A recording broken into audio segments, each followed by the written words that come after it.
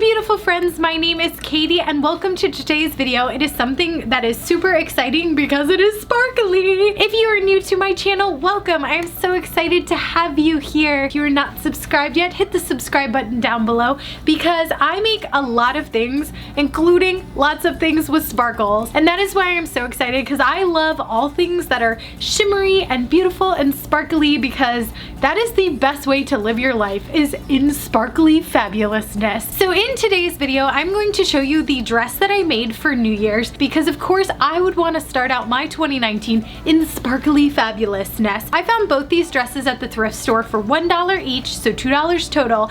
And the thing about the sparkly dress was that it was very, very small and it was very bodycon, which is not at all my aesthetic. So while I might have been able to get it on, it wasn't gonna happen. So I found another matching black dress and I decided to add it to the sides. And this is something that is really easy to do. And if you make any sewing mistakes, which I totally did, it was something that is easy to cover up. So it is definitely an excellent beginner project. So let's get started. Here is the dress. It is tiny. It does have a lot of stretch to it.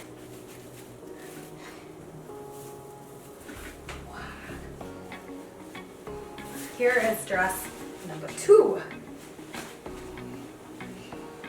Welcome to this tutorial on how to cheat at sewing and make all the mistakes you can possibly make while still ending up with a finished product that looks mildly good. So to start off this project, I am going to seam rip open the sides of the sparkly dress because I want to add 2 big black strips of fabric in these seams to enlarge this dress. So I started off seam ripping, and this was taking forever, and decided that cutting the fabric open would be easier. Obviously seam ripping is a better option because you're left with nice clean seams, but if it's going to take you 12 years to do it, then it's probably not the fastest option. So I tried seam ripping both the top and the lining until eventually it just seemed easier to cut it open, which is what I ended up doing. And then on the other side of the fabric, I realized it was faster just to cut the whole thing apart instead of trying to cut both layers individually. Next up, I'm going to cut the black material. So I always like to use found objects as my ruler. So in this case, I'm going to use my seam ripper, the blue part of it,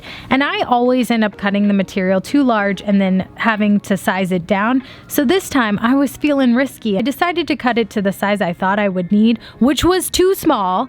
So of course I pinned on this smaller piece and then tried it on in the mirror, only to realize that it was definitely not going to work. And since I didn't have another side seam like this, I decided to just make the second side much bigger. So one side of this dress is much larger than the other, but in pictures, you can honestly not tell. And while I was wearing this, no one seemed to notice, so I think I cheated this one pretty well. But yes, one side of this dress is 100% bigger than the other. And then I'm just gonna pin all of the sides together and again, try it on, make sure it actually fits you.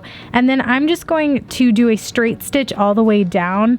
And it's hard to tell in this, but the top of the dress I did actually taper in more than the bottom to give it a more fitted top and then a flare at the bottom.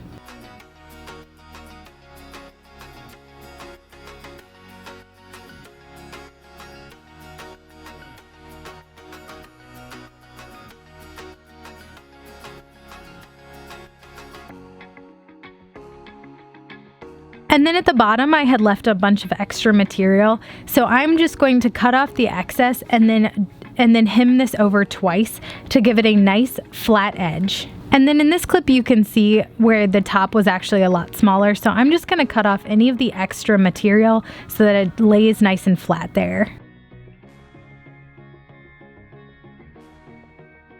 And for the top piece, I did also hem that down twice before sewing it together. This is the simplest way to add material to make a too tight dress a lot looser. Again, you could finish all the edges and you could actually measure it correctly.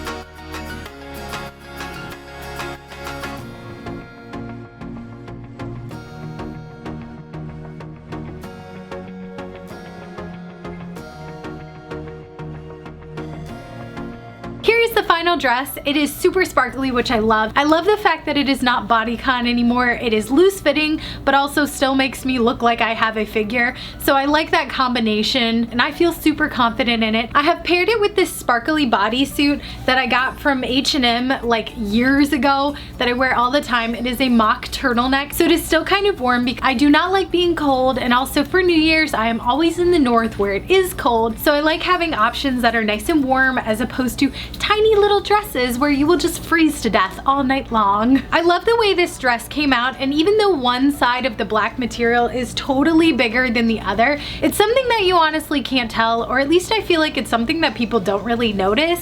They don't notice that like one side is bigger than the other. Stuff happens when you're sewing sometimes, but I'm definitely going to keep this dress. I really like the way it turned out. I like that it is super sparkly, but it's also actually comfortable to wear, which is something that is high on my list because a lot of times sequin material is not comfy to wear. And I don't care how beautiful the material is, if it is not comfy to wear, you're gonna be itchy, you're gonna be annoyed all night. So I actually really like the way this one came out in particular. If you like this video, please give it a big thumbs up. It lets me know that you guys are there. And if you've made it this far in the video, let me know down in the comments below. Do you love sparkles or do you like more of a plain silhouette? I'm just curious if anyone else loves their sparkles as much as I do. Thank you guys so much for watching. I hope you have a fantastic week and I will see you in the next video. Bye!